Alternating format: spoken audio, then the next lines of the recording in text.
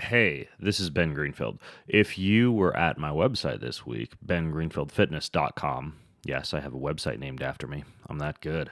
I released an article, probably one of the more comprehensive articles I've ever written on the woo woo, the spiritual, energy medicine, and ways to, from Reiki to music to yoga and Kundalini and beyond, to enhance your spiritual health and also your overall health and your longevity. Took a deep dive. It's a long article, I'd highly, highly recommend that you give it a read because it's related to the type of things that my very intriguing guest, Dr. Gerald Epstein, and I talk about on today's show. Dr. Epstein came highly recommended to me by a friend and physician in New York City, and this friend got into an email chain with me and Gerald about kind of the idea of the Jewish faith and energy medicine, Christianity and energy medicine, and just the overall effects of energy medicine on your health. When I say energy medicine, I'm talking about things like vibratory frequencies and spirituality and belief in a higher power. Very interesting discussion. So sit back and prepare to learn absolutely nothing about hex bar deadlifts, squats, or obstacle course racing, or the biome, or anything else. We're going to talk about the spirit, about the soul, about that potentially dried up, shriveled part inside you that you may or may not have been neglecting. That's what we're going to talk about on today's show. This podcast is actually brought to you by something else that I'm very proud of, in addition to my extremely long-winded article that I just wrote. And that is that for the past 2 years, I've been amassing every shred of knowledge that I have gained from my 2 decades of experience in the fitness and nutrition and medicine industries, and have put all of that together into one mighty certification. It's called Keon University, Keon U. Now, there's a lot of certification programs out there, I realize, but none, and I've looked at them all, delve with the depth and the experience and the thoroughness, along with the practical in the trenches aspects that Keon U does. We're talking performance, digestion, recovery, brain, sleep, fat loss, hormone optimization, alternative medicine and spirituality, happiness, purpose, running your business, making a lot of money as a health professional. We cover it all during the course of this certification. It's a 12-month program that you go to, and by the end, I'm going to shoot straight with you. And again, I'm going to use this word again. I know it might be overusing it, but narcissistic is the word I'm going to use. I know it sounds narcissistic, but I am essentially creating a program that trains people how to become almost like a clone of me and what I do, meaning I want you to know a lot about performance and biohacking, but also running a business and a podcast and a blog, nutrition, supplements, nutraceuticals, pretty much everything is all there. It's a one-stop shop certification program where you learn from me. We'll spend hours and hours together over the next year, and I will share everything with you in weekly workshops. It's testing involved. There'll be CEUs. It's all inside Keon University. If you want to be part of the very first charter class of the university, you go to getkeon.com/coach. That's getkion.com/coach. This podcast is also brought to you by the type of clothing that you will only see me wearing at this point when I travel, because I toss into my backpack just one brand of clothing. It's called Viore. Viore. It is the most comfortable athletic clothing I've ever worn. I like it because I can wear it to parties in the evening.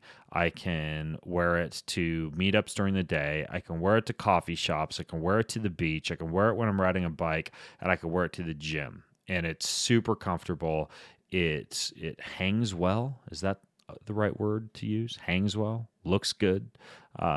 fits the body very nicely. I like it, especially if you're an athlete and you exercise. It seems to really make the body look a lot better. The way the shorts fit, the way the shirts fit, it's perfect, like I mentioned, for anything. Hiking, running, training, hanging, incredibly versatile and incredibly comfortable clothing. Right now, they mostly focus on men.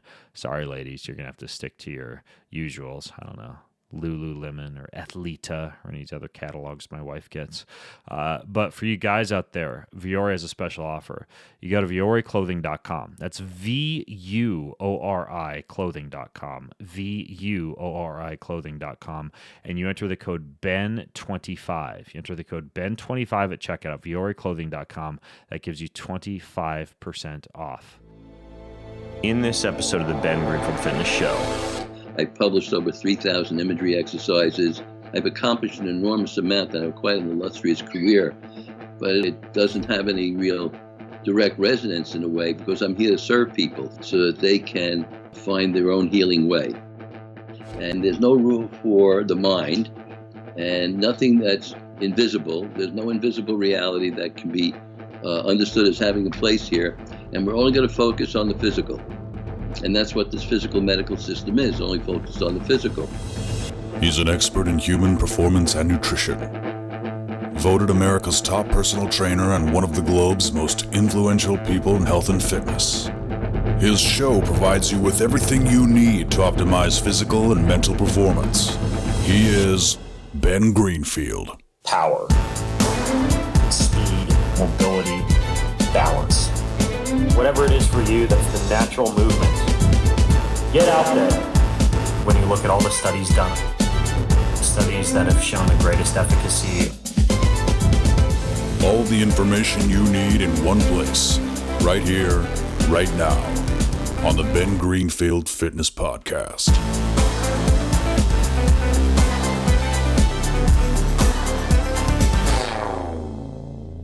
Hey folks, it's Ben Greenfield, and a couple of months ago, I published a podcast about yoga and energy medicine and religion.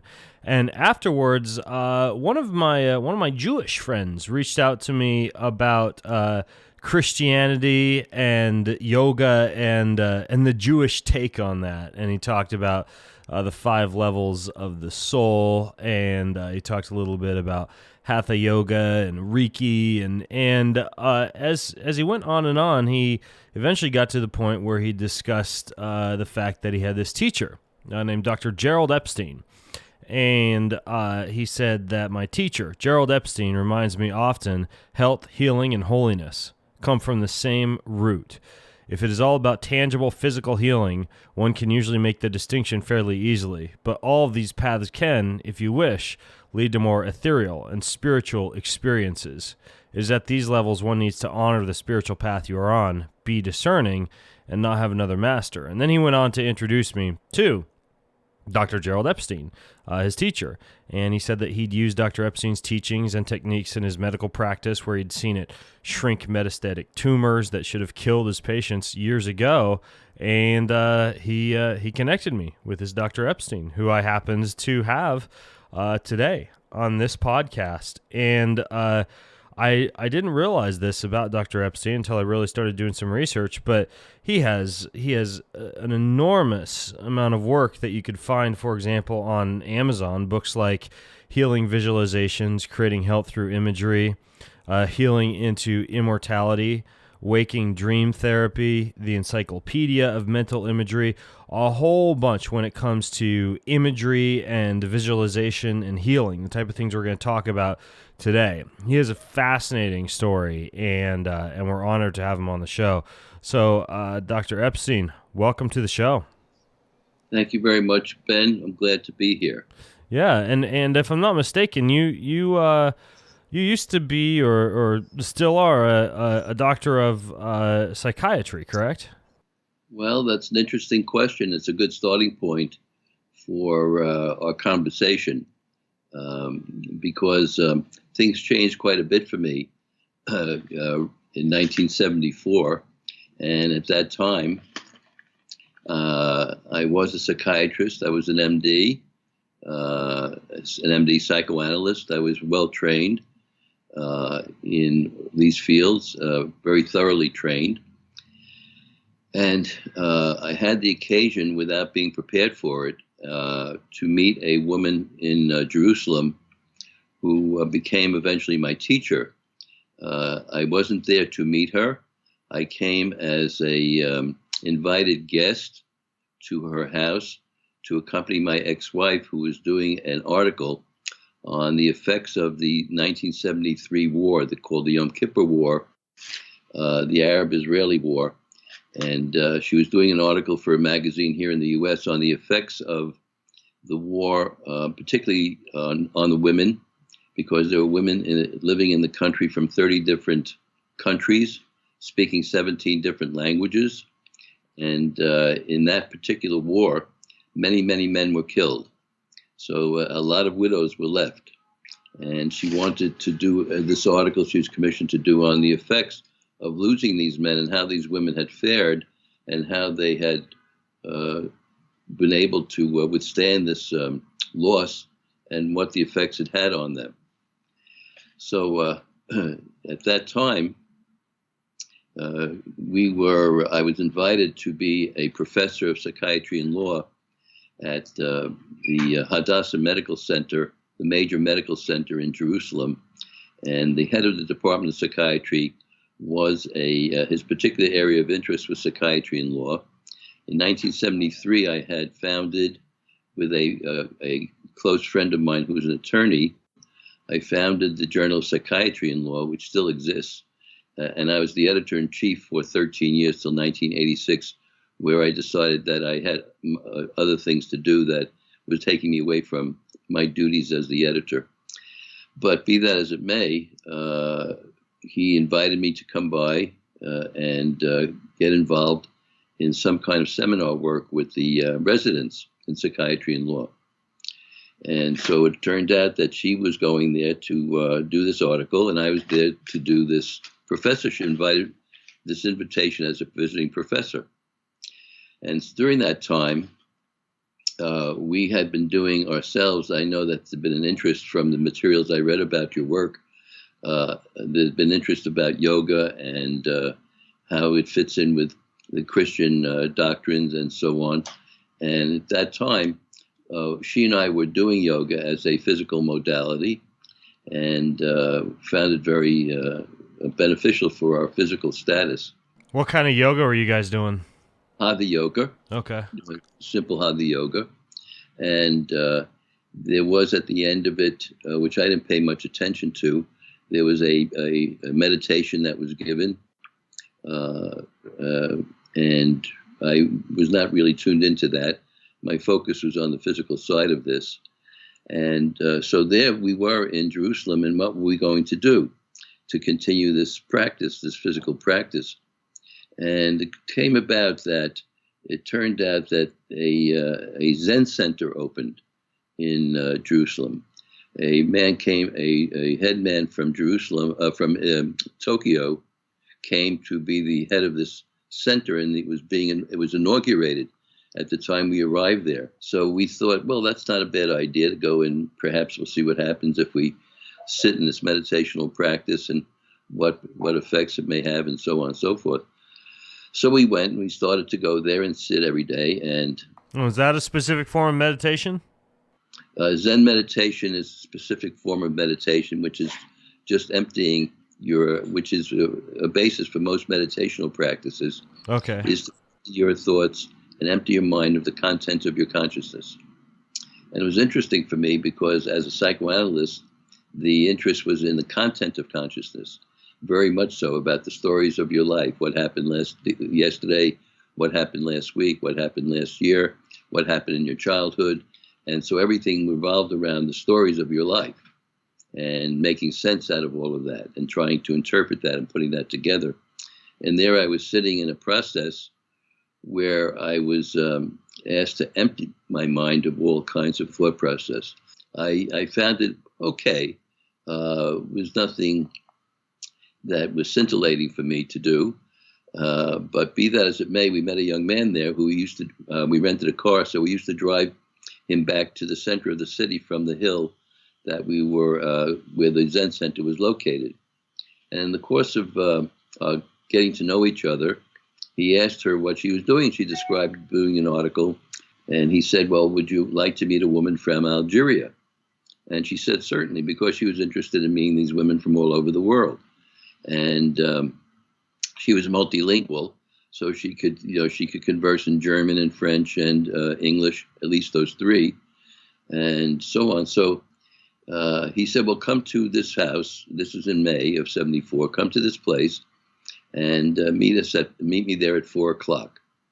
And she said, fine. So the day came, and she got to the car to go there. And I said, I'm not going. I felt that it was boring for me just to sit there not knowing these languages and hearing these stories. And there's nothing I could communicate with and get involved with. So there was nothing of interest for me because I had participated, just tangentially in all of these interviews. So then as I was sitting in the room and she was headed to the car, a voice came to me and said, go! Like that. What do you mean a voice came to you? A voice came to me. Like in your head, or? A voice came from outside. And a voice came and said, go! And it was such a commanding statement to me that I followed what it said. And I said to my wife, yelled out the window, wait for me, and so on. So I went with her. And we came to this house, and it was in a very unprepossessing neighborhood, just a regular, maybe middle-class neighborhood on a street. Nothing special. There was nothing special there at all. Except it was noted that when we came to her place, there was a blue gate. That, unlike anything else that appeared on the street, people had gates and entranceways to their houses, but this was particularly painted in Mediterranean blue. So we came through the gate and we entered through the door into this place. You've got a good memory. This is way back in the 70s, yeah? It's unforgettable. Yeah, I mean, not just blue, Mediterranean blue.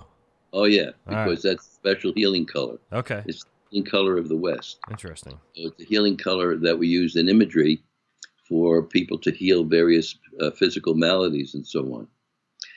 So and it had been, it was definitely the color that was originated in the West, and you would see that in many religious paintings, particularly of the Virgin Mary and so on, dressed in blue. And blue is a really seminal color for religious and spiritual understanding over the last thousands of years. And so we came into this place, and I noticed on the wall there were thousands and thousands of photos, Polaroid photos.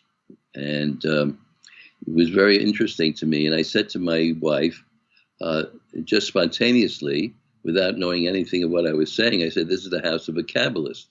A Kabbalist means an authority in Jewish spirituality. I didn't know. It just is what occurred to me. So we met this young man there, and he took us into the main room where she was presiding, and she was lying on a divan, reclining on a divan, and she asked us to come closer. Reclining on a what? On a sort of like a bed, couch. Okay. What'd you call it, a divan? A divan, D-I-V-A-N. Okay. And she was reclining there. And she asked us to come closer, and she asked my wife what she did. And my ex-wife, spoke about what she did. And then she said to me, and you? And I said, and what was of interest to me was that this young man had told me when he asked me during the course of our conversations at the Zendo, what do you do? And I said, I'm a psychoanalyst. And he said, oh, I did that for 3 years in France, 5 days a week. And it didn't relieve anything that I came for. Nothing of benefit came to me from that. However, when I was here in Jerusalem, I met a therapist, and I went through 4 sessions, and in that, it changed my entire life. And everything that I had gone to the analysis for was cleared up. I was kind of benignly skeptical, open-minded. I've always been open-minded. And I said, okay, it was all right. I just took it in. And I said, and what did you do? Did you free associate? Did you talk about everything that was on your mind, like you do an analysis? He said, oh, no. I did a process called mental imagery and waking dream. I said, well, I never heard of that. He said, well, that's what happened, and it just took 4 sessions, and my life changed. So then when I got there and sitting in front of her, and he was there, it suddenly struck me, oh, she was his therapist. It suddenly hit me that this was a connection of the two of them. And I said, I understand that you were Serge's, his name was Serge, I understand you were Serge's therapist, and that you did a process with him called mental imagery or waking dream. And spontaneously, I said to her, I didn't give her a chance to respond. And I said to her, you know, it occurred to me because just months before I met her, I had written an article that was subsequently published in the Psychoanalytic Journal on the rule of free association in psychoanalysis. That is, say what's ever on your mind, don't edit without any hesitations, without any qualms, without any deliberation. Just let it spew out. Just go and say everything that comes to mind without any qualification. And I wrote an article on this subject, which was ultimately published after I met my teacher, after this May meeting, was ultimately published. And I said, you know, it occurred to me that he said he didn't do any free association with you, and it was just this image work. I said, you know, it occurred to me that Freud wrote an article in 1912 on beginning the analysis for young analysts starting in their own practice as to how to begin the analysis.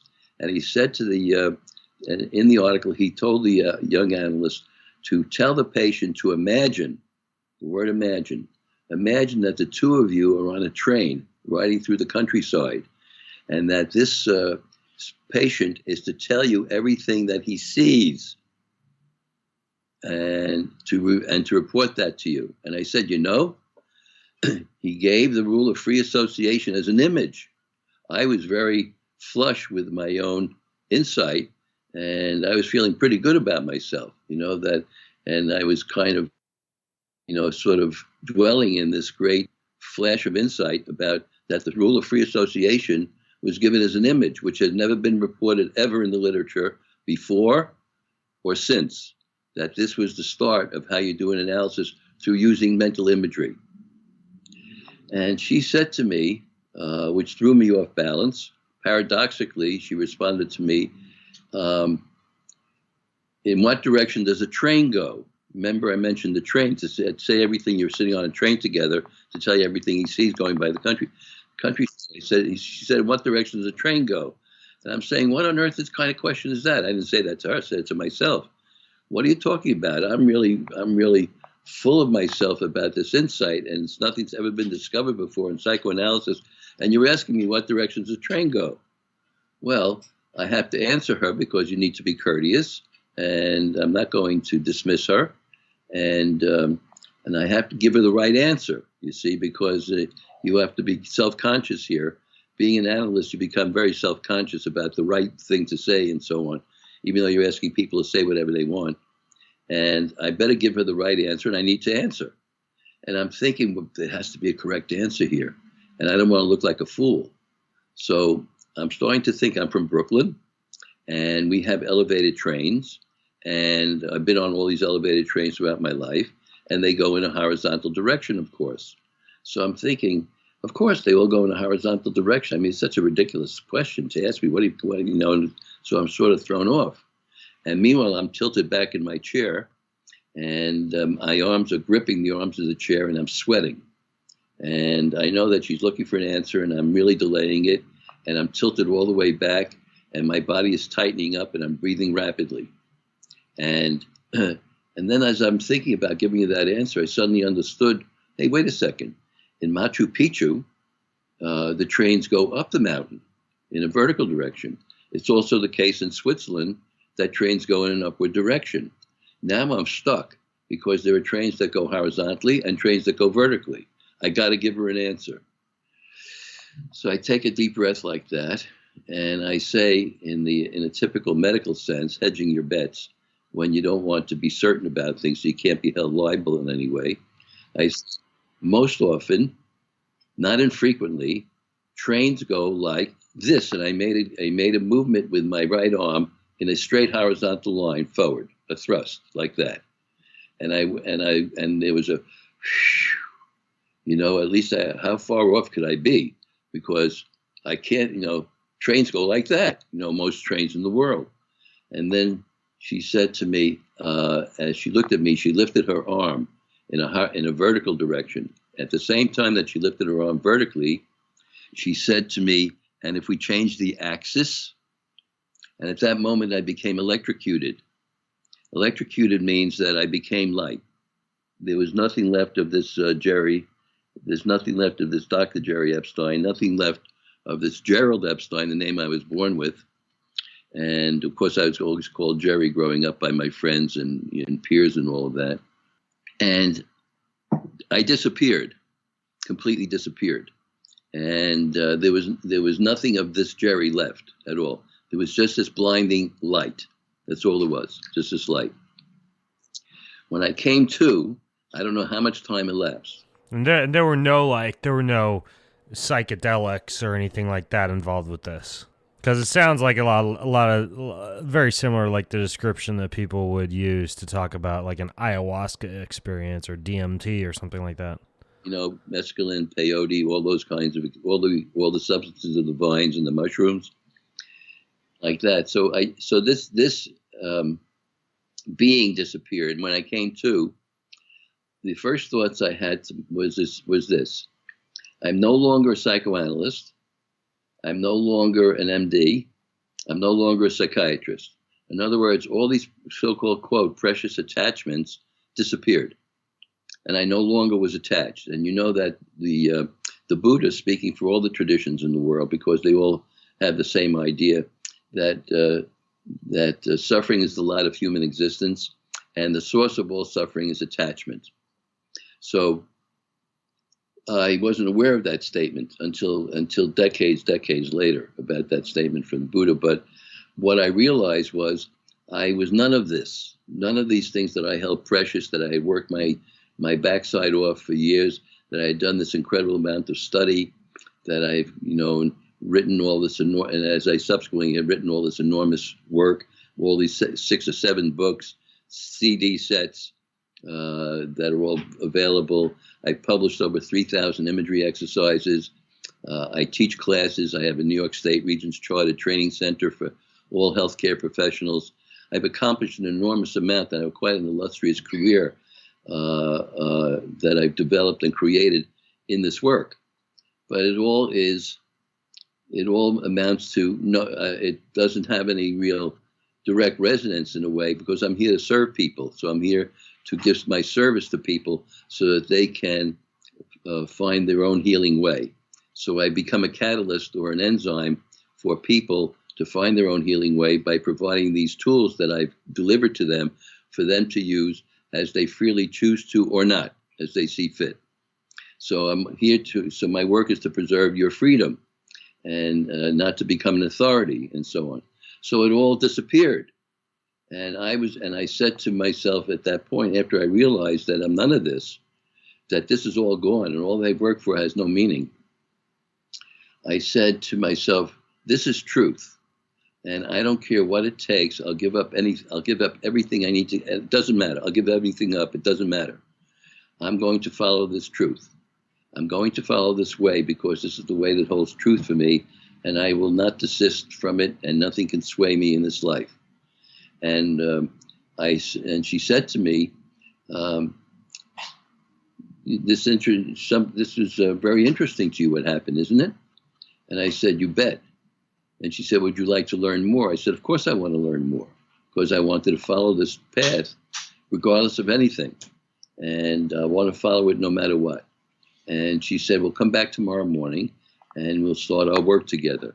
And I came back the next day at 8 o'clock, and that translated into a 7-year apprenticeship. 7-year apprenticeship?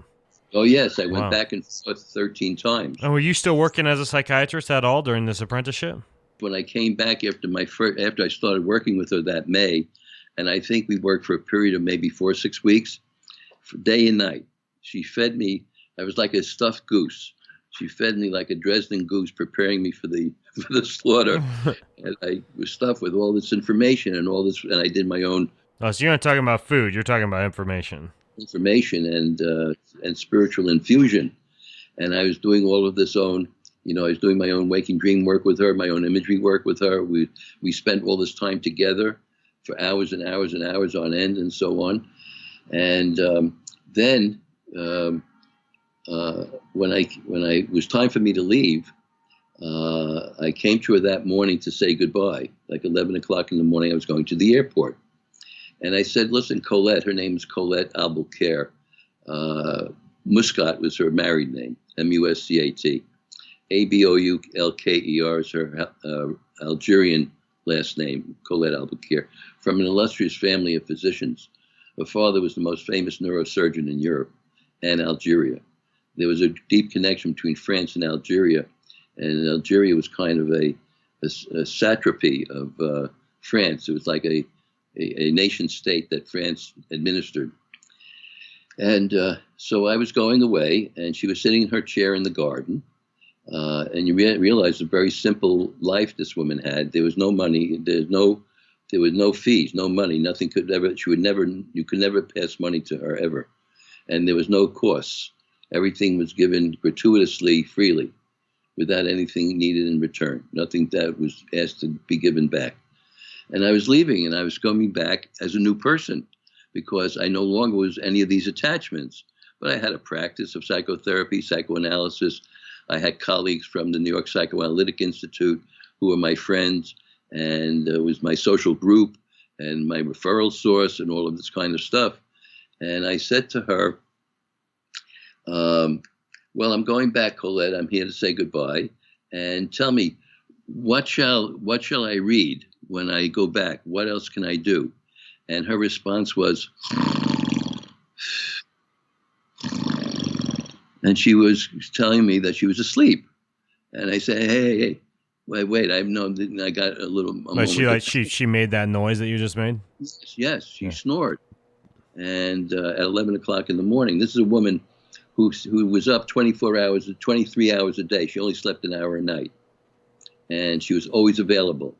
No matter when you contacted her, she was always available. Was she healthy, sleeping that much? Of course. She died just a few months before her 95th birthday. And she slept an hour a night? That's all, just an hour, between 5:30 and 6:30. She must have had one of those genetic predispositions as one of those people who could get out without sleeping? No? No, it's part of spiritual practice all over the world. As part of of your apprenticeship, it's part of your being an aspirant, a devotee. In a number of these disciplines, they ask you to stop a physiological process. So there are people who fast for 40 days like that, without ever eating anything, drinking anything. Don't drink, don't eat, don't defecate, don't sleep. All you have to take charge and kind of conquer these biological. I've never heard of this before. Oh, sure. Where can I learn more about this type of approach to life, not sleeping and not having biological functions at the frequency that most people do? I don't know where to put you directly. My ex-wife, who became a Zen devotee, went to India with a friend to meet Indian gurus, and she met a man there who hadn't slept in 5 years. And she asked him, how is it that how are you able to do this? How can you go and not sleep? And he said, I'm a chain smoker and I never stopped smoking. So I smoked incessantly for 24 hours a day. And so she came across somebody who was like that. There was a very famous German mystic named Teresa Neumann, who only ate the communion wafer every day, nothing else. She ate no other food at all. And when she died, toward the end of her life, they had seen that she had gained 100 pounds. That just doesn't seem like physiologically that it's even possible. Like it kind of defies science. There are yogis who are known to go through, I forget, suspended animation, where they take only one breath and don't breathe for 40 days, just live on one breath, and so on. And Teresa Neumann, who only ate the communion wafer, had put on this weight, and she was not unhealthy. When she died a natural death. And they asked her, how did you do that? If you only ate one communion wafer a day, how did you subsist? She said, I lived on the words of God. So I had such an experience of that sort, and I've known what that's like. So she lived on faith. So these physiological changes are very much connected with spiritual practice, because you do take charge of many of your states of being, mentally, emotionally, physically, and so on. So she said, I said, no, really, tell me, who can I contact? What can I look into? Who can I meet? And at that moment, when I met her in 1974, she had no telephone. So she said, we'll write to each other. And I said, that's fine. I absolutely intend to do that. It took 17 days for a letter to go each way. So when I wrote her to Jerusalem, it took 17 days for it to get there. And when she responded, it took 17 days to get back to me. Well, you can realize that's talking about 2 communications within a period of a month, 34 days. And yet she said, just go back and teach. I said, who am I going to teach? What do you mean teach? And she went, and she fell asleep again. And then she refused to answer me and said... So she wasn't just making that noise. She was actually falling asleep. She was snoring to let me know that she was, it's enough. I've had enough of you. Go home. Go home. You get out of here. So I left and I went back and I said, teach. How is this possibly going to happen that I could teach? It's impossible. And I don't know anything. I mean, I know what my work was with her, but I had none of the bibliography, none of the resources behind it that I could turn to kind of enhance my understanding and knowing, my knowledge. So when I came back to work in July, and a young woman who was in analysis with me gave me a night dream. And I said, I hope you don't mind, but I'd like to approach the night dream in a different way. Rather than asking you to associate to the content of the dream, I'd like to explore the dream with you, that you go back into the dream and take an exploratory journey with me through this dream. That's called waking dream. She said, I'd certainly be glad to do that. She had enough trust in me, and our work had gone okay. And she was glad to try this out, and we did it. And in the dream, in her exploration in the waking life, she was traveling through a forest, and she met a man who had a lion by his side. And so that's okay. And she met this fellow, and she took him, and he was a guide for her, and answered her questions and things like that. And she went through this whole waking dream exploratory experience with me. In a month, her analysis completed, just like that. It zipped through, and she was done, just like that.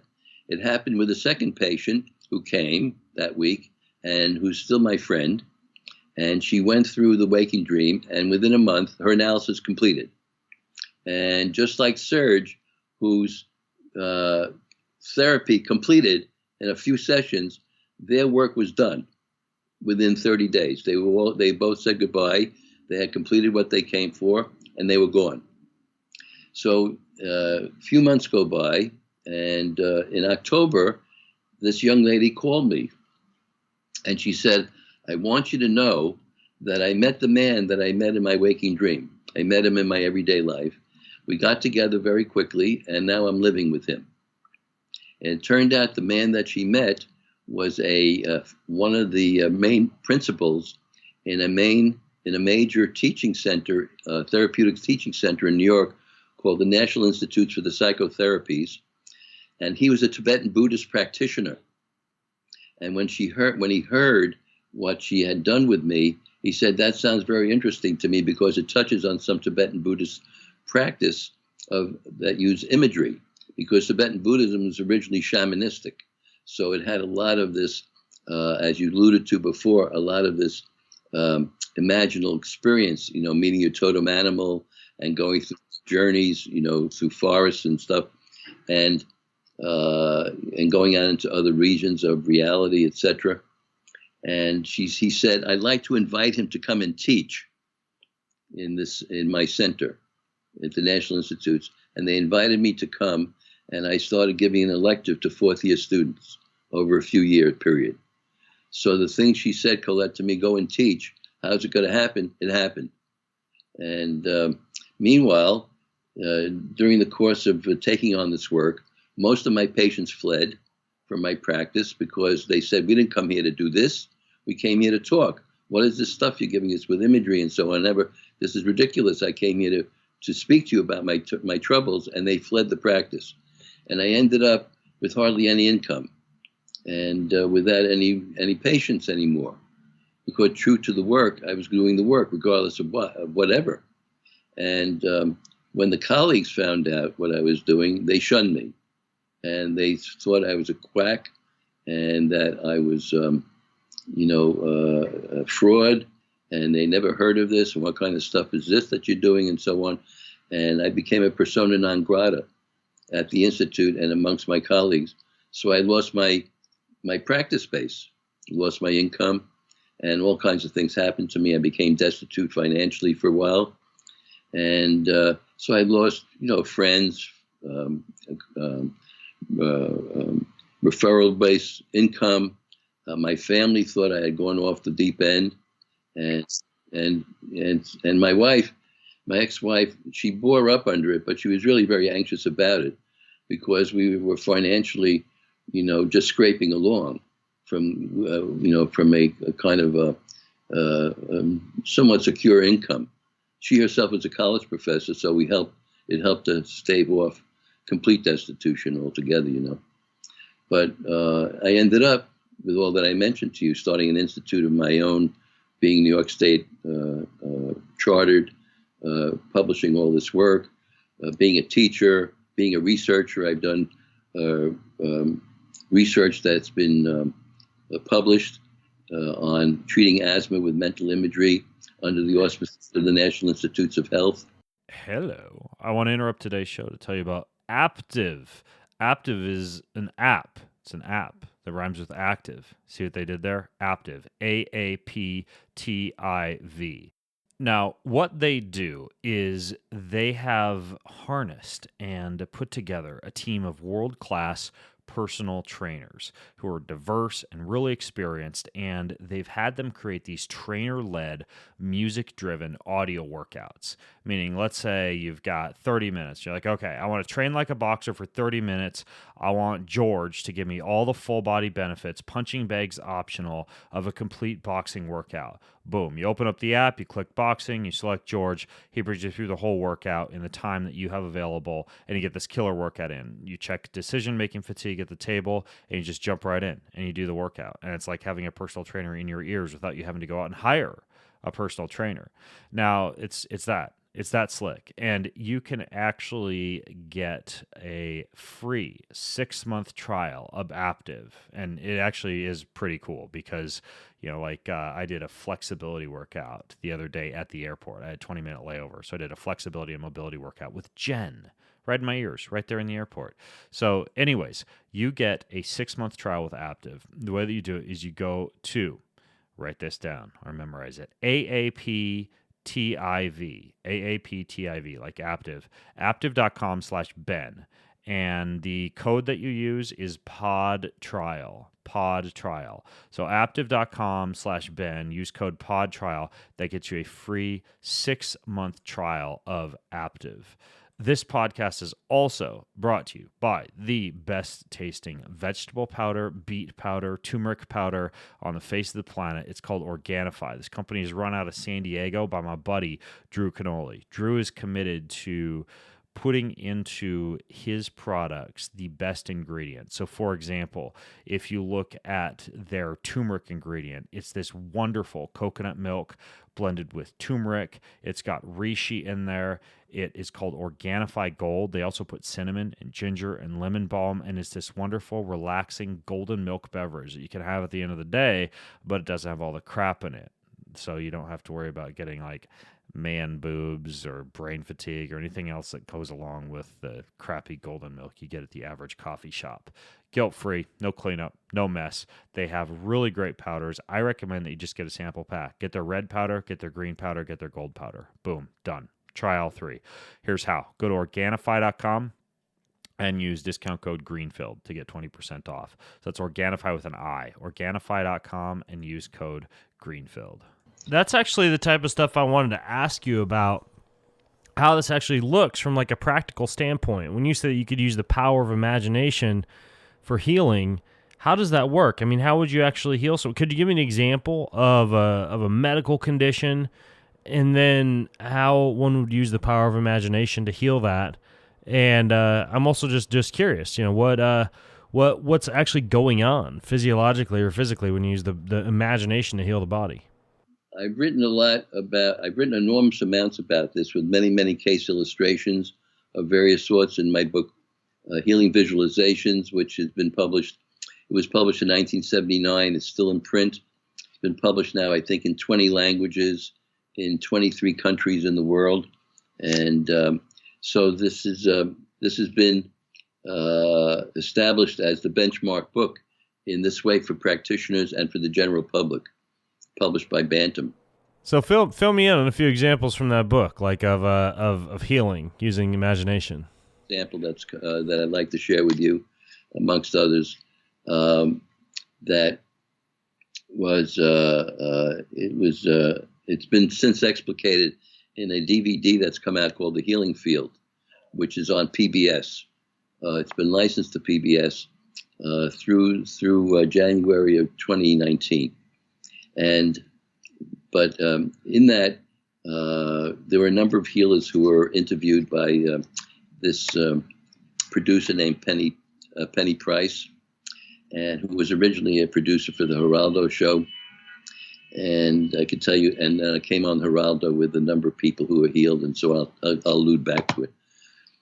So this fellow, I have a student who was an art therapist, whose husband was and is the main medical diagnostician for heart transplant surgery at a major hospital in the New York area. And she would go there and do art therapy with the prospective patients who were going to get heart transplants. And by having them draw, she knew who would benefit from the surgery and who would not. Where there was trouble, and where there seemed to be a beneficial outcome seems to be in the making here. Be that as it may, she called me on a Easter Sunday a number of years ago, may have been about 6-7 years ago, maybe. And she called me on Easter Sunday, and she said, I'm going up to the hospital to see a man who had heart transplant surgery. And he was a young man. He was in his 40s, and maybe his late 40s. And he had developed atrophy of his leg because the surgeons had taken a skin graft from his leg to use for his heart, to shore up the heart muscle. Is that pretty typical? You use a skin graft from the leg to shore up the heart? Yes. It's very to take grafts from other parts of the body that healthy tissue can be transplanted to help, force the greatest strength in the area of the heart. And they snipped the nerve in the leg. And so they did electromyographical studies and electrophysiological studies, and they found that the nerve was dead and that the muscles were atrophied in that area. And they told him that he had to have an amputation of his leg, and there's nothing they could do for him. And they had to take off this leg. And she called me and she said, Jerry, do you have an exercise for him? And I said, yes, here's one I think you might give to him. And I gave her an exercise for restoration of the nerve. You mean like you gave her a mental exercise for restoration of the nerve? Yes, because the basis of the process draws from the ancient tradition of healthcare of the West, which says that the mental and the physical are intimately interrelated. There's no separation. There's no, it's all one piece. Right. So it's one unitary system. That's the kind of stuff Bruce Lipton talks about in his book, Biology of Belief. So the original, I go in a different direction from him, because he starts from a biological point of view, and I start from a spiritual point of view. But the point is that we are whole beings, and every moment we operate in the world through 5 ways of experience: physical, emotional, mental, social, and moral. And the reason we use moral is because the ancient medicine understood that there's a holy piece of this that needs to be included in any kind of healing that's to be done in this time-space world in terms of repairing human suffering.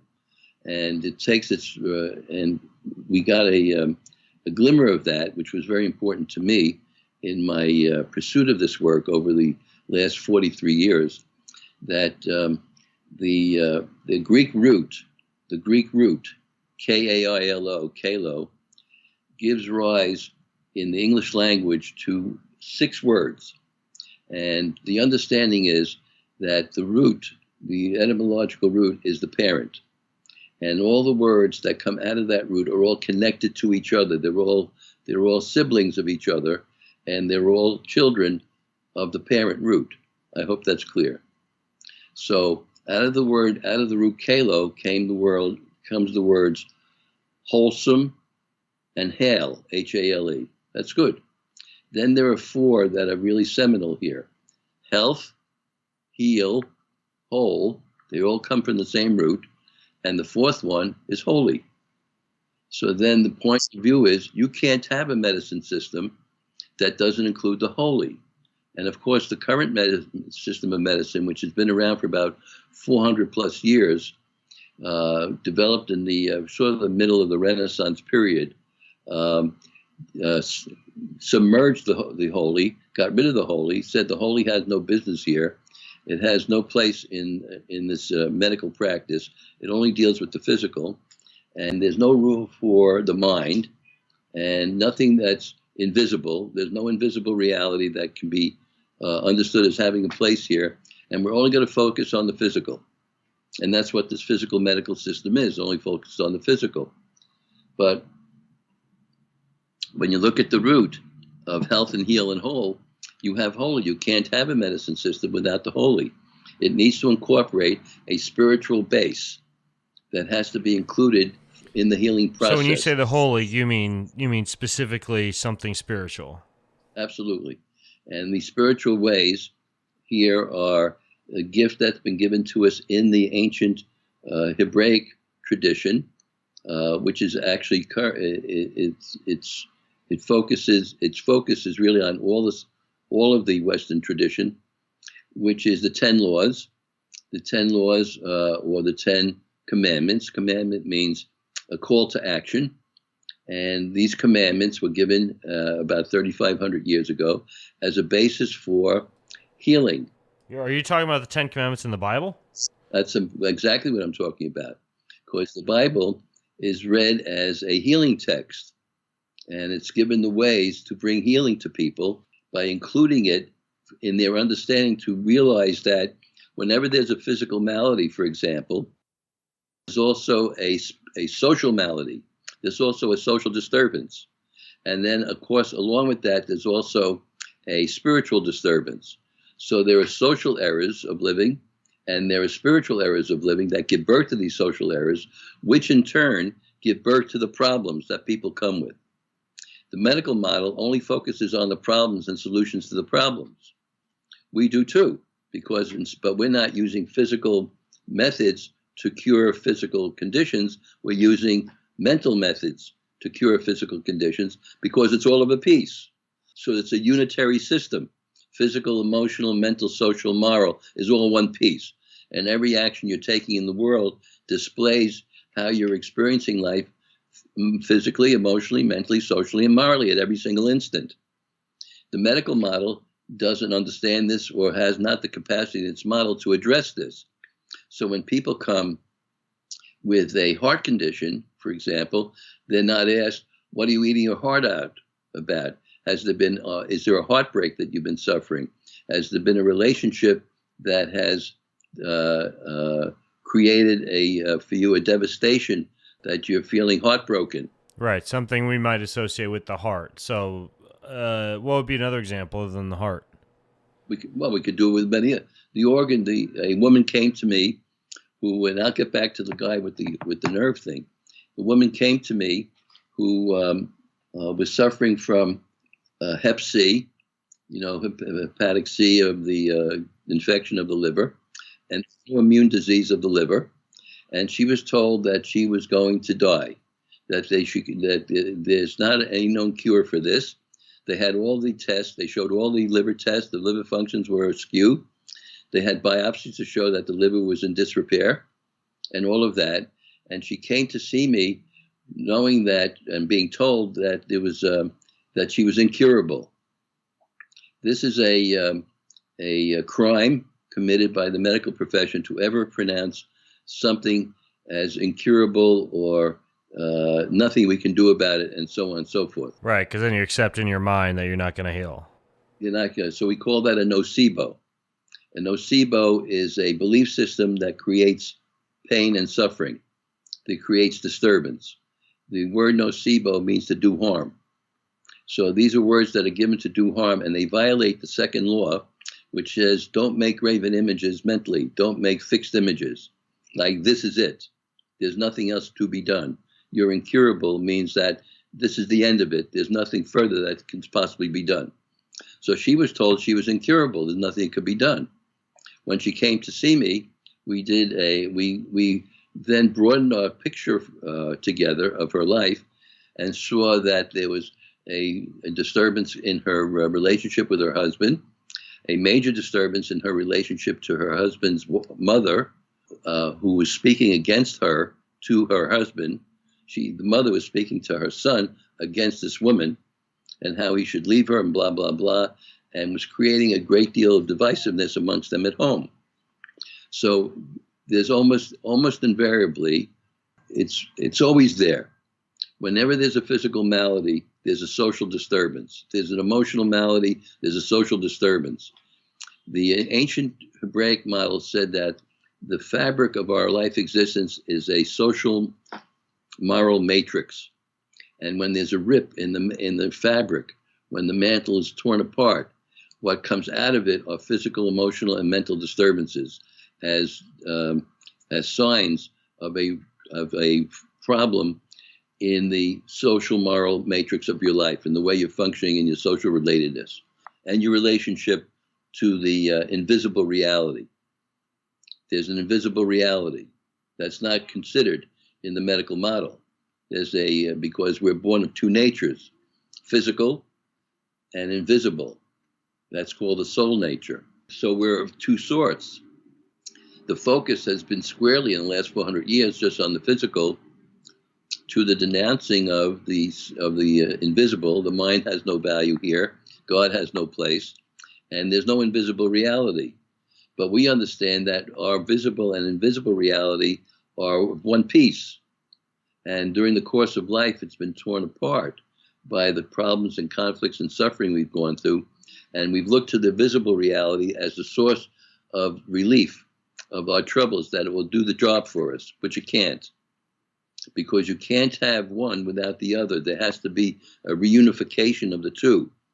And the trouble is this tearing apart of the soul and the body into a separate part, out of this oneness that we're born with, into this separate functions, and paying no attention to the invisible part, which is where all the life is.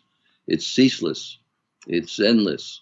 It's full of life force without end. It's full of love without end. It can never be tarnished. It can never disappear from you. It can never leave you. and so on and so forth. So we went into cleaning. We didn't neglect the liver. We did exercise for her to clean her liver out. And so what would an exercise to clean the liver out actually look like? Well, she would see her liver, look at the surface, imagine the surface of her liver as a mirror. There's an upper lobe and a lower lobe, one in front, one behind, so to speak. She would see the surface of the mirror, of the liver as a mirror, and see where all the spots were, and bring with her whatever she could need to clean it, to thoroughly clean it. So she would take a very soft golden brush and clean that area, clean away the dark spots.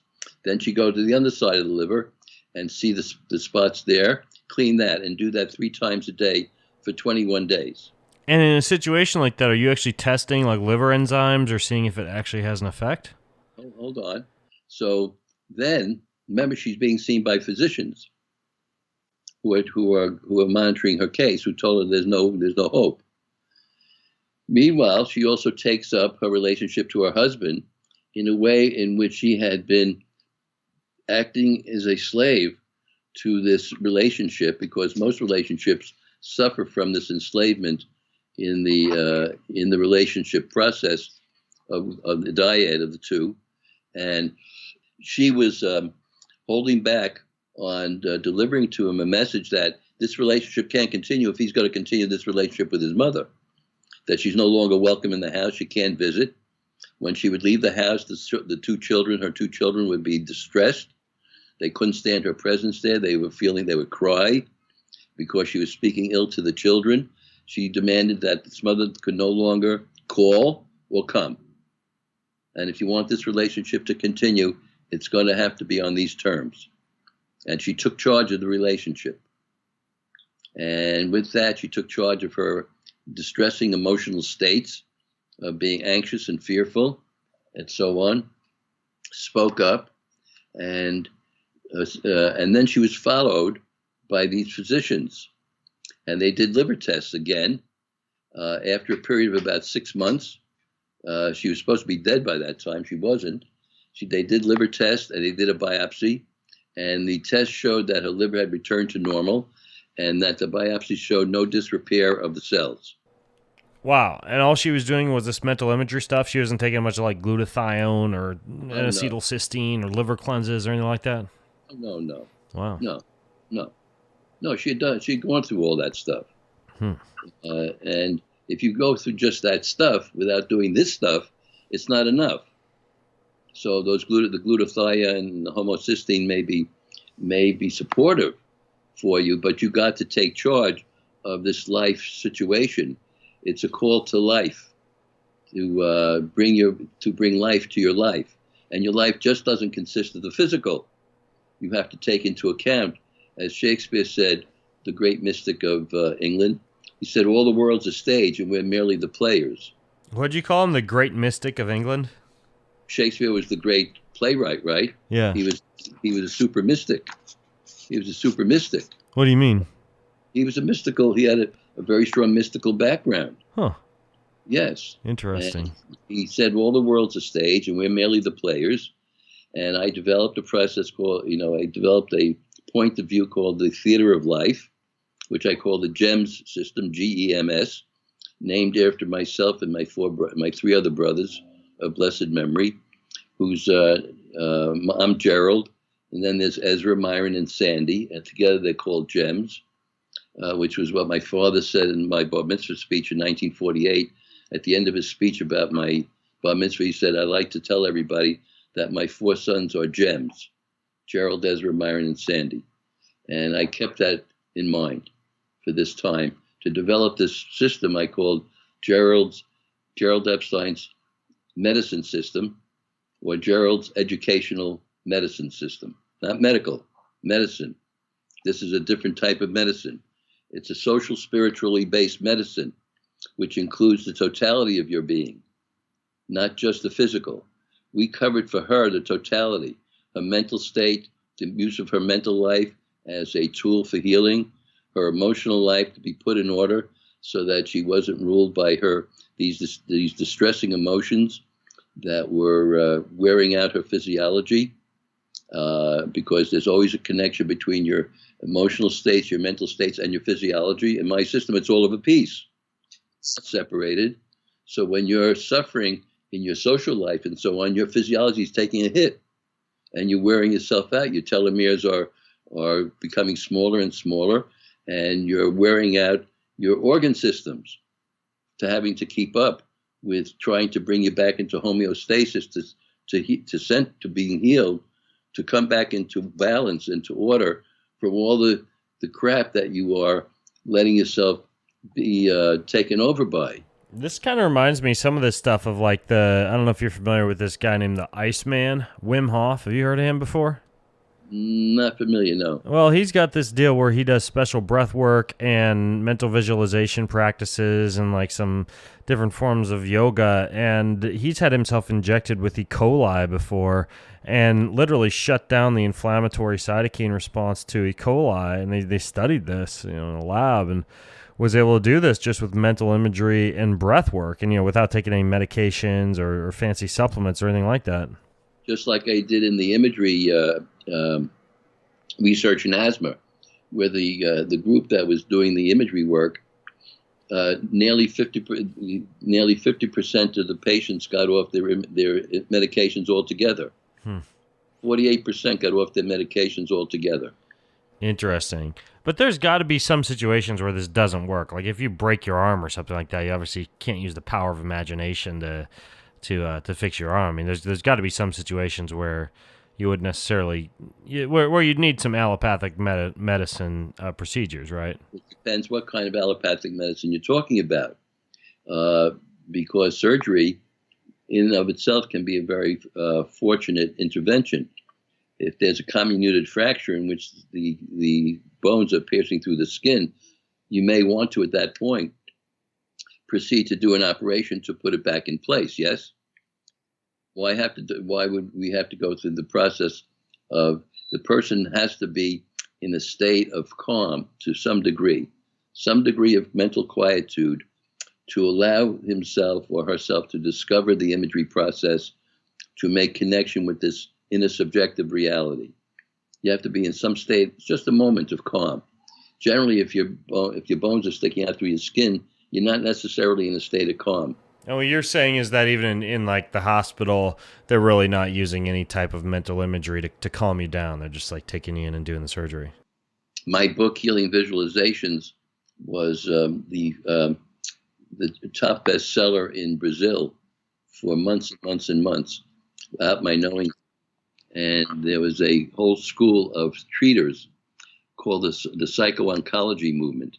And they became so powerful in Brazil, there were about 800 of them, that what was introduced was that when a patient came in for cancer treatment, as part of the treatment, they were given a program of mental imagery based on my book. And consequently, they showed by their data collection that these patients would recover more quickly, not have relapses, stayed out of the hospital, and all of that over a long period of time. Wow, they really love you down in South America.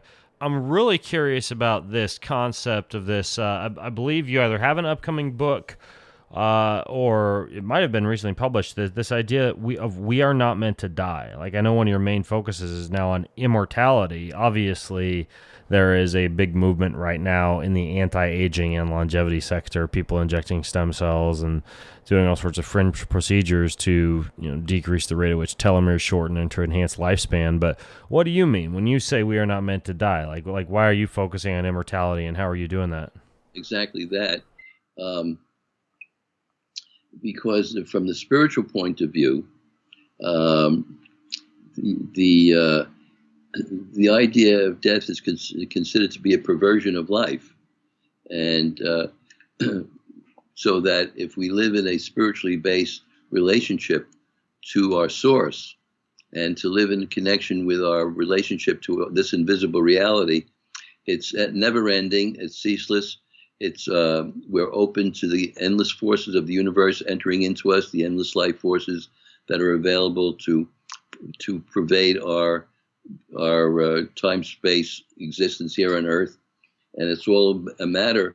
You see, it says what was a a very important spark to all of this in terms of my own, my own training, apprenticeship, and all of that, was that in the book of Deuteronomy, Deuteronomy 30 to 34, it says, essentially paraphrase a bit, I set before you at every moment life and death. Choose. Wow, that really got to me. Because what did this mean for me? It meant, hey, I got an option. That's what it meant to me. It said, I set before you at every moment life and death. Choose. I recommend that you choose life so that you and your descendants may live. Wow, there's an option here. You mean I can choose a death path or I can choose a life path? I have that choice at every moment? Yes, because the tradition says that we're born with free will and choice. So now you have in front of you at each moment a choice to choose the path of death or choose the path of life. We've been conditioned and miseducated and faultily conditioned to choose the path of death all the time. And my work is to teach you how to choose the path of life. I give classes and courses in all of this. It's on my website, drjerryepstein.org. And my catalog is up there, and people can come in at any time. And I give a course on how to choose the life path and what it means to choose a life path. And consequently, I show the physiological, biological connections to this. So it has a grounding and a root in your biological, physiological basis here in time-space reality. And one of the things I use as a way of explicating that is that we are really born with a trace memory that we can live forever. How does that work? When we're born on Earth, the idea has been that we have a finite time span, and that as we're born, cells do regenerate in the system, but cells also die. So there's a going and a coming of cells, right? And this breakdown of cells, which eventually leads to a breakdown of the organ systems in the body, which are created by entering into what we call false emergency states in which you are making up stories about your existence. You can entering into an emergency of fight or flight constantly by the threats that you perceive are coming towards you. And if you create false emergencies, you will take a hit in your physiology because you've made up stories about things that don't exist, namely the future, which doesn't exist, and the past, which is over, ended, buried, dead, gone, finished, and has no meaning anymore. It's only the present moment where everything is. The future is an illusion. So you're making up stories all the time about the future, and as you do that, the physiology responds to that. And so you're building up all kinds of reservoir of chemicals and substances in the body to gear up for this emergency which doesn't exist. You're sitting in the middle of your living room and you're in a fight or flight because the check didn't come. And then, oh my God, I won't be able to pay the rent. I will be evicted. You hear my stories now. I'm talking about the future. And I treat that future as though it was a fact. But it's not. It's a made-up story about something that doesn't exist yet. But the physiology is taking a hit because as these substances have nowhere to go in this fight or flight, there's nowhere for them to get expended, and they're sitting in you, and there's truly no fight or flight. They begin to break down, and they become poisons in the system. And then the body has to call its all of the organ systems to take care of cleaning that all out. And if I keep doing that all the time, and I keep calling on the system to bring me back into balance and clear it all out, I keep going through that day by day by day by day by day, the organ systems become tired and aged and worn out. They lose their resiliency. And that's really in a thumbnail sketch, which the physiology of death. Well, we have options to not choose to go that way. We can choose to stay rooted to the moment and not make up stories about the past, pasteurizing or futurizing, which is creating false emergency states, which are having their physiological reflection. So you don't really think that we can live forever, right? Like in terms of living to be hundreds and hundreds of years old as like humans on planet Earth? When you're born, of course, the breakdown starts because we're born into a dual world. So we're born into a world of conflict. Buddha said, a lot of human existence is suffering. We're born into a world that we have to bear up under, of conflict, mayhem, destructiveness. It's the way it works here in the man-made world, we call it, right? When you were born, Ben, before you were born, you were in the womb. And you were gestating there for 9 to 10 months in that womb. What happened? Your parents chose to have you, and so there was a joining of the egg, the ovum, with the sperm, and they met together in the uterus, and there was a flash of light, and the two there was a fertilization. So there were two cells that joined to become one cell, yes, and that one cell went and landed itself in the wall of the uterus and began to flower there, began to grow a vascular system, and it's implanted there and it's starting to grow, yes?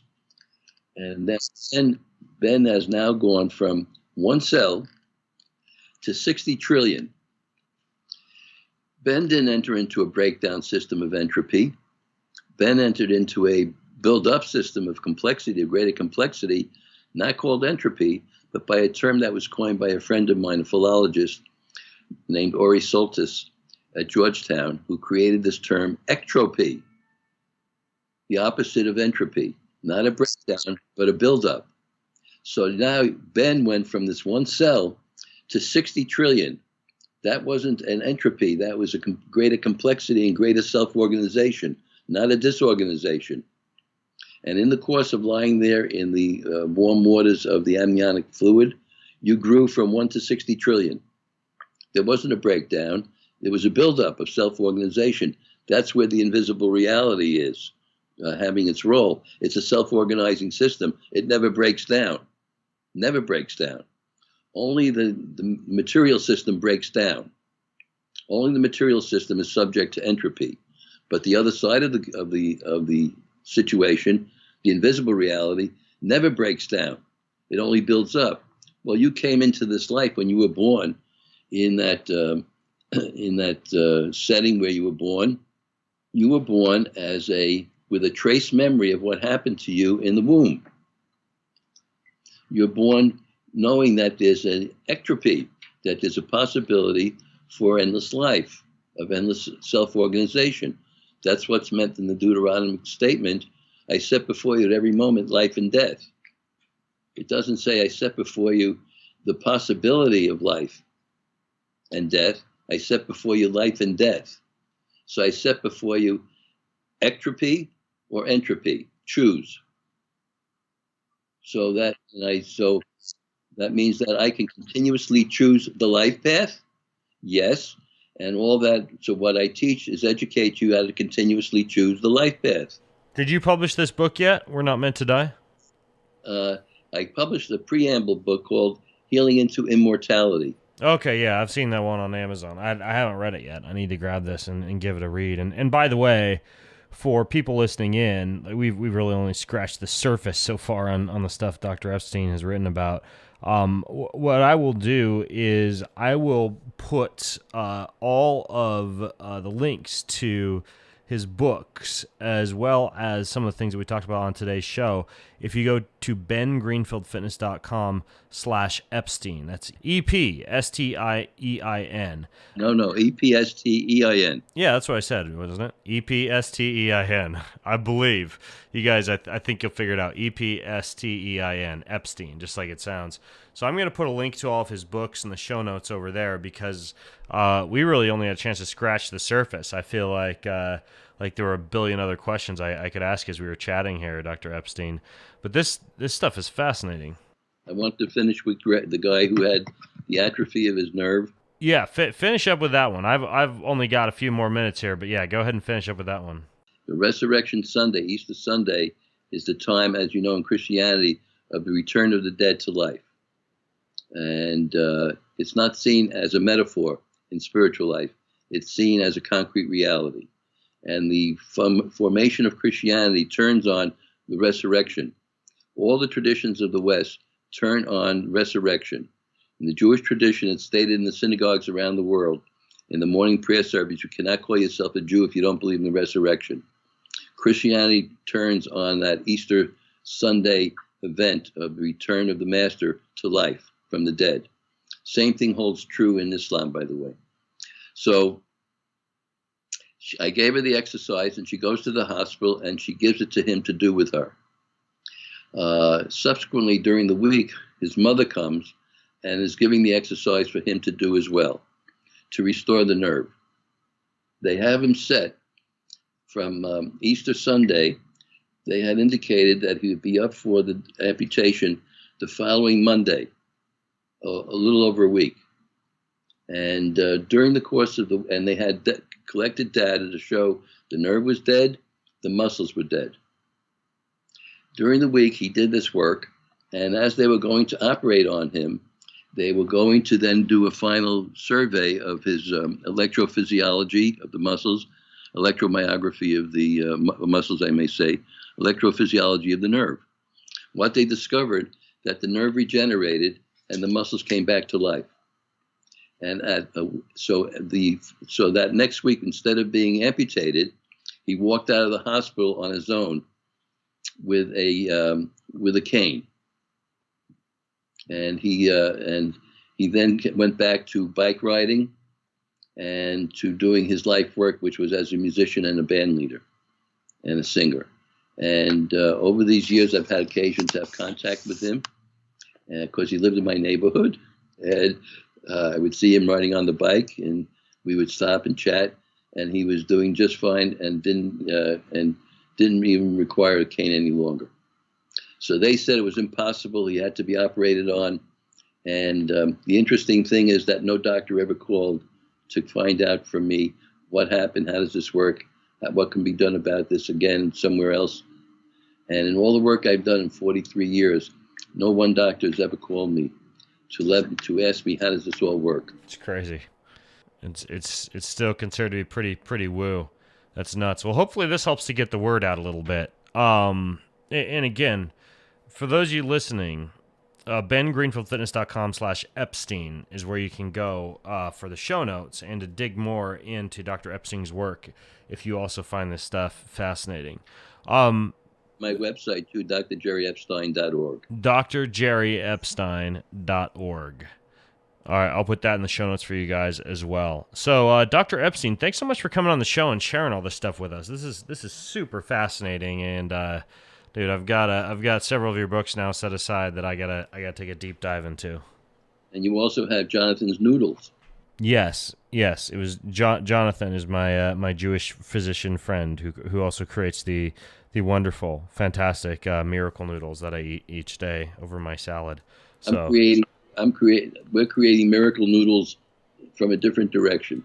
Yes, you're creating spiritual miracle noodles. I see what you did there. That's great. Thanks a lot, Ben. Nice to talk with you. Awesome. Well, cool. Folks, again, bengreenfieldfitness.com/Epstein is where you can grab the show notes. And until next time, I'm Ben Greenfield, along with Dr. Gerald Epstein, signing out from bengreenfieldfitness.com. Have an amazing week. You've been listening to the Ben Greenfield Fitness Podcast. Go to bengreenfieldfitness.com for even more cutting-edge fitness and performance advice.